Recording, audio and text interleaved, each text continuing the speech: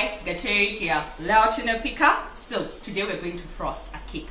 I've gotten a few requests on my Instagram. By the way, if you don't follow me there, do follow. Leotino Picker is the name of the account, regarding frosting a cake. And that's what we're going to tackle today. So I have a simple cake that I'm going to show you. I'm going to frost using white chocolate ganache. I'll take you through the process and yeah, I'll show you the tools that I'm going to use. So let's get right onto it.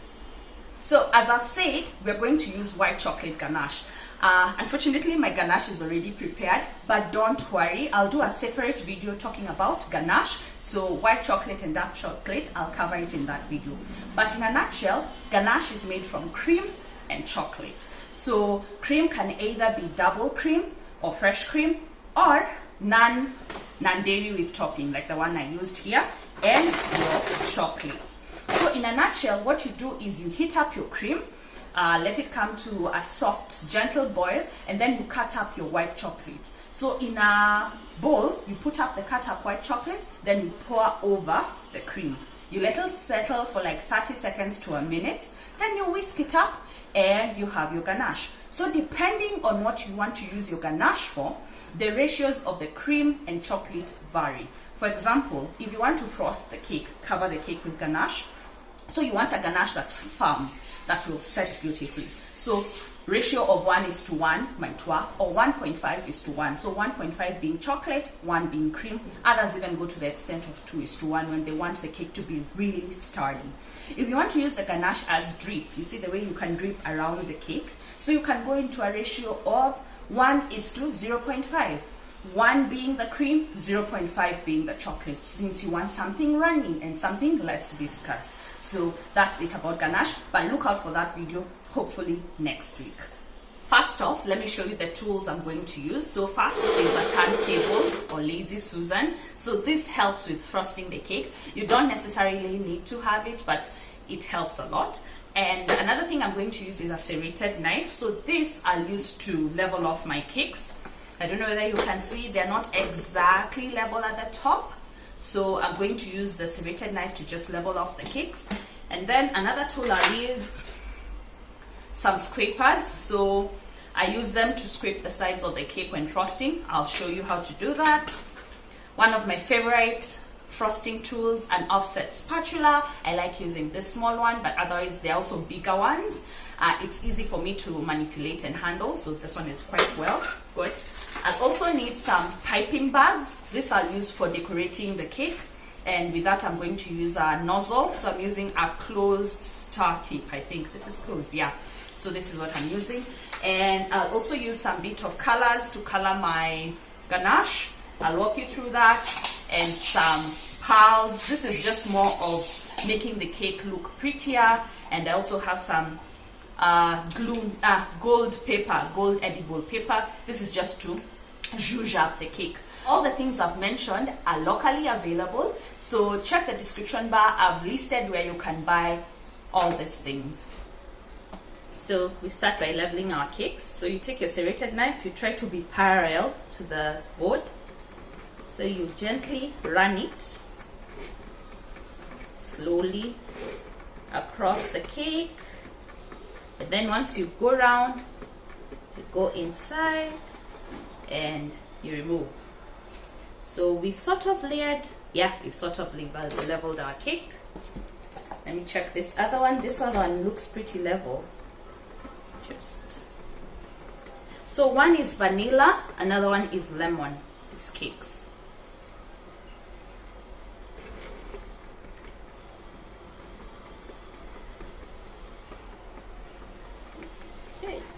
I've gone a bit inside. No, it's fine. So yeah, here are my cakes leveled. Let's get started. So now my ganache. So I'll take one of the cake boards, take a bit of the ganache, smear at the bottom. So this helps like foundation so that the cake doesn't move around. And then you see the cut side, the leveled side down. Place it like this. So press it a bit so that the cake stays firm. Then just spoon over a good amount of the ganache, white chocolate. So here, you see, this is where the turntable comes in handy, because I just have to just turn it. And it does some smearing over the ganache. So this is just my technique. My brother does something different. You see now with the leftover, he goes and does the sides. I don't do that as yet. So once you put a level layer of frosting, go in with the second layer of cake. And then now, I'll use this to just do a crumb coat. The crumb coat is the first coat that's used to like lock in the crumbs of the cake. So that's what I'm doing now. My cake only has 2 layers. I wish I had another cake so that it's taller and then I'm able to show you. But yes, as you can see, my ganache, it's whipped white chocolate ganache. Pretty smooth, and this thing usually tastes like ice cream. It's so delicious. So yeah, so now the tools I was talking about, the scrapers, this is how they come in handy. You can use them to clean up the bottom, so run across the bottom. Then I'm using a different bowl to put this so that I don't dirtify my ganache, since this has some bit of crumbs. And then place it parallel to the board, and then again the turntable at work. Then for the top, just that.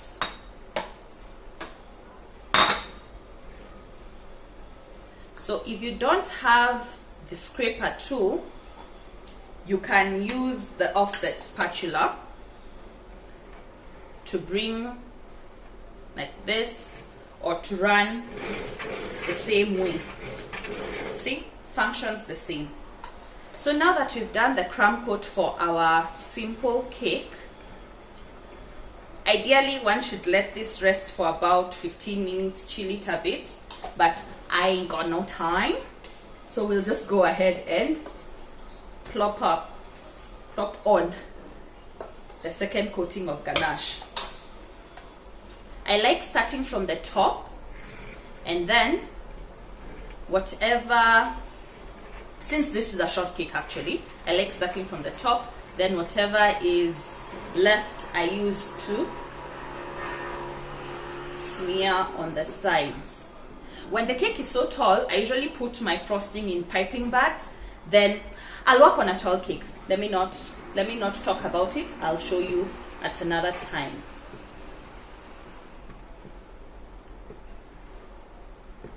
So yeah. So this other coating is now to come and like think of the crumb coat as the primer, and now this other coating, now this is now the paint. This one is a bit dirty. Let me just use this one. So, and you try to go gentle.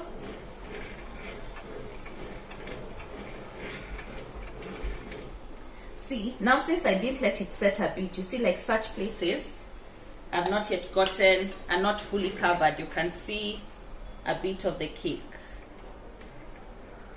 Then going in the spatula like that.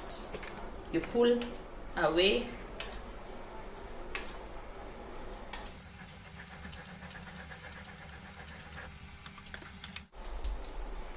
So with a clean cloth or paper towel, clean the sides.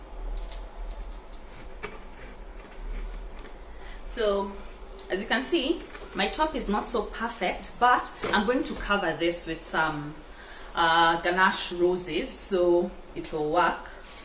I take my piping tip nozzle and my piping bag, put it inside, then use scissors to make an opening. I'm placing it here just for ease. Then another bowl, I take a bit of my ganache. Then we are going to color it. So I think I'll color it purple. I've been feeling purple.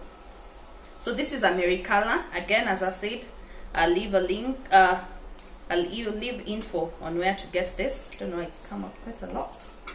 Anyway.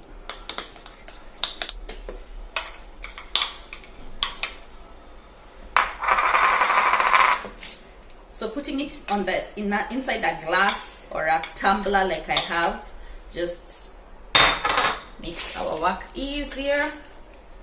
So there is our frosting. Okay, so we set this aside. So before we do the roses, I'm going to do a drip around the cake. This is chocolate that I've cut up and melted in the microwave, 30 seconds increments. So cut up chocolate in a bowl, melted for 30 seconds, stirred, another 30 seconds, stirred, then I put inside my piping bag. So I'm going to snip this one also and do the drip. So, okay, I think then, so this you can do with white chocolate or dark chocolate like I am. You can do it with ganache.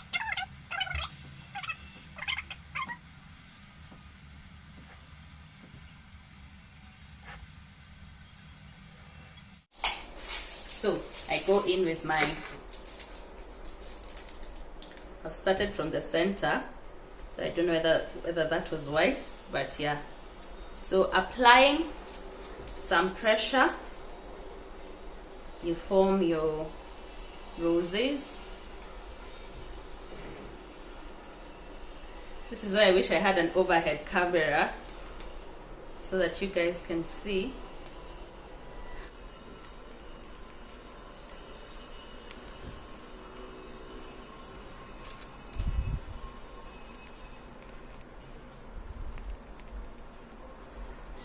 The leftover places, you just do that.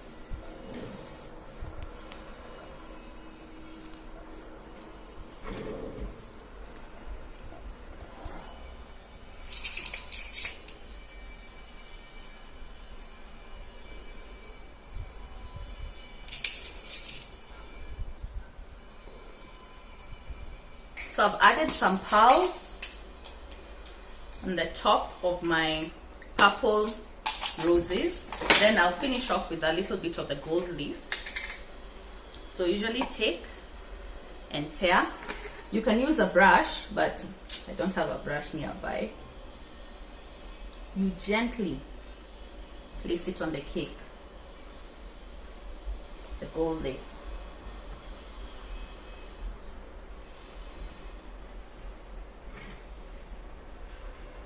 You can even get, they usually even sell silver.